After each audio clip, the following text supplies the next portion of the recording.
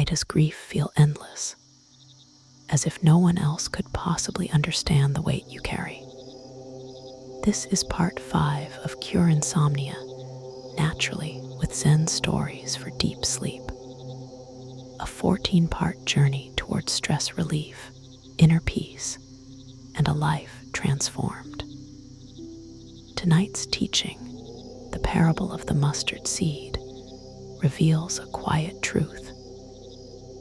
While loss touches every human life, the shared understanding of that truth can become the seed of healing. As this story unfolds, your breath will soften, your heart will ease, and the heavy air of sorrow will make way for the calm light of rest. Next, in the wisdom of the already broken teacup, you'll discover a liberating perspective on impermanence, one that can free you from the fear of change. And far beyond, in the final episode, a hidden bridge where everything you've been seeking comes into view. And if it feels right, let a simple word or symbol in the comments mark your presence here tonight. Across every distance, we can still gather in this shared stillness, breathing together as one. The parable of the mustard seed. What if your sorrow is a seed that connects you to all who suffer? We often experience our grief as a profound isolation. When loss strikes, it can feel as though a wall of glass has descended between us and the rest of the world. Others may try to reach us, but their words can sound hollow, their comfort distant. We feel utterly, uniquely alone in our pain. It is my pain, my loss, my unbearable sorrow. This feeling of separation is one of the most painful aspects of grief. It is a second arrow we shoot into our own hearts, the story that our suffering cuts us off from the human family. But tonight, we will hear a story that shatters that illusion. A story that takes the most personal and isolating of pains, the death of a child, and transforms it into a doorway to profound connection and universal compassion. It is a piece of timeless wisdom from the Buddha himself, a soothing spiritual story for any heart that has known loss. Let your body be heavy and soft. Let go of the need to hold yourself together. Allow yourself to be held by the quiet, gentle presence of this moment. Imagine a small, dusty village in ancient India, baked by the sun. The air is thick with the scent of spices and earth. The sounds are of distant voices, the lowing of cattle, the rhythm of daily life. A woman walks through this village. Her name is Kisa Gotami, but she is not walking.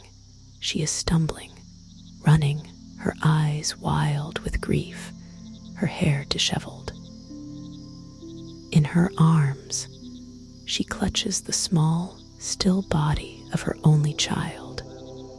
He had been bitten by a snake, and he had died.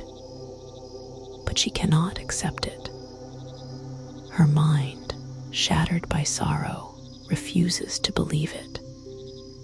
She runs from person to person, from house to house, begging for a medicine that will bring her son back to life.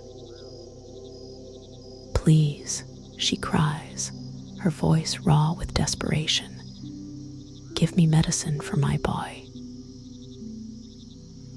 The villagers look at her with pity and sadness. They know there is no medicine for death. "She has lost her senses," they whisper. "The poor woman is mad with grief." They try to be kind, but they have no help to offer. They turn away, unable to bear the sight of her raw, unbearable pain. This only deepens her isolation. Her private agony is now a public spectacle. Finally, a wise old man sees her and is moved by a deep compassion. He does not dismiss her. He does not tell her to accept reality.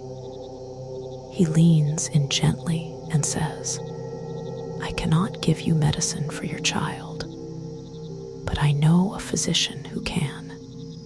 Go to the Buddha. He is the enlightened one, the great healer. He will have the cure you seek." A flicker of hope ignites in her heart.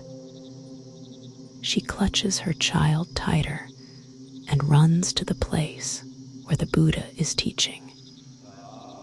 She bursts through the crowd, falls at his feet, and lays her son before him.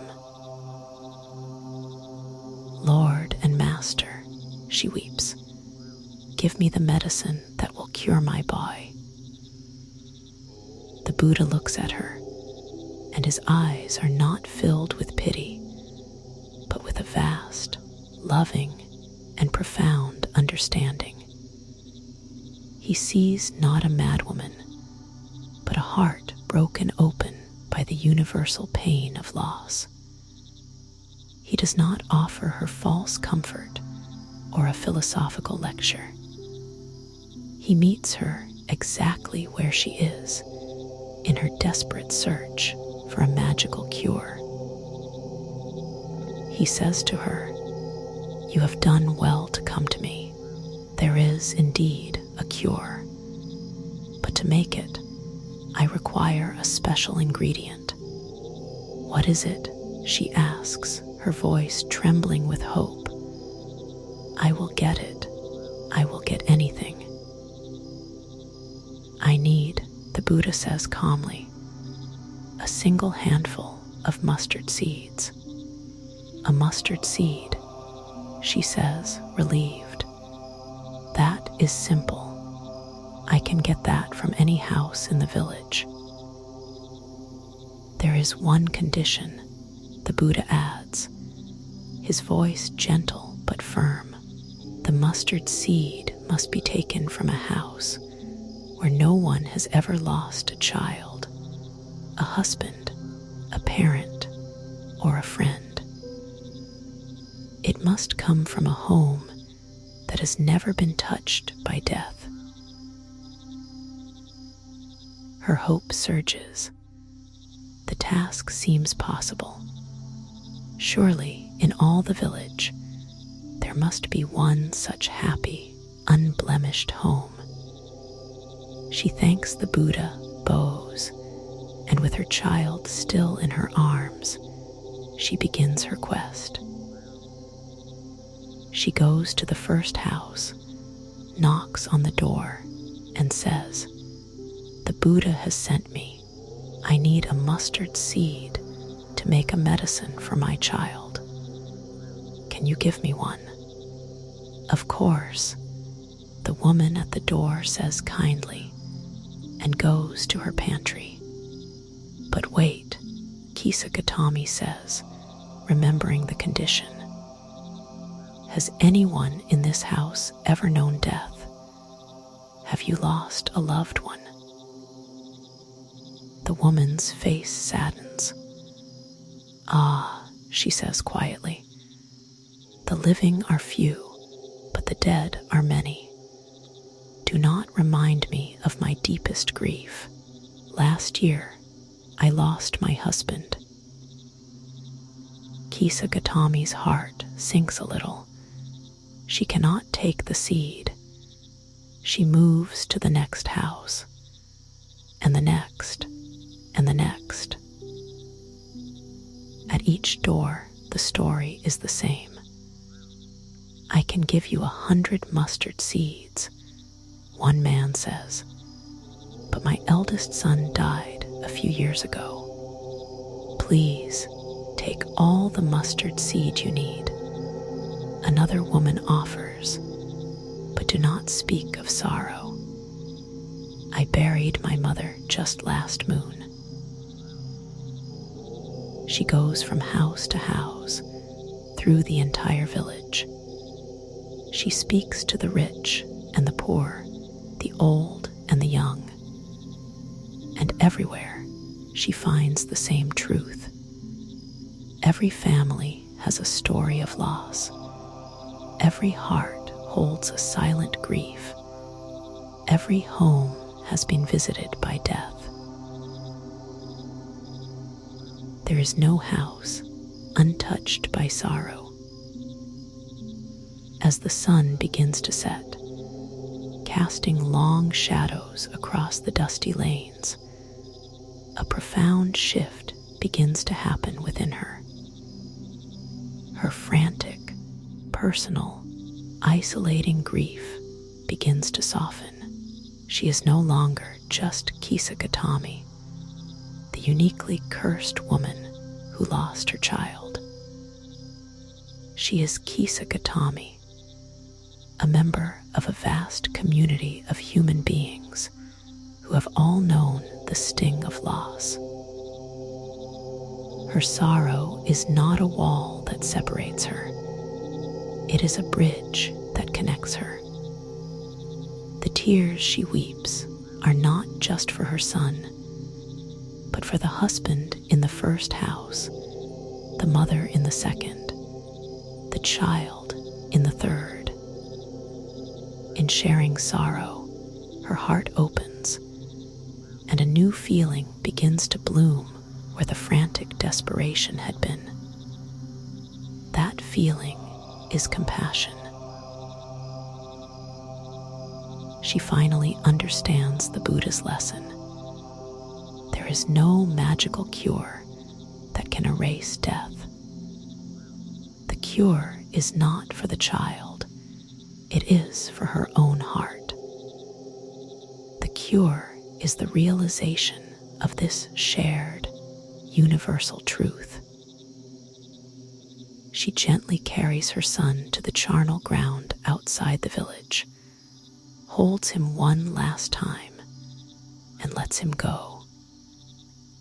Then she returns to the Buddha, empty-handed, but no longer empty-hearted.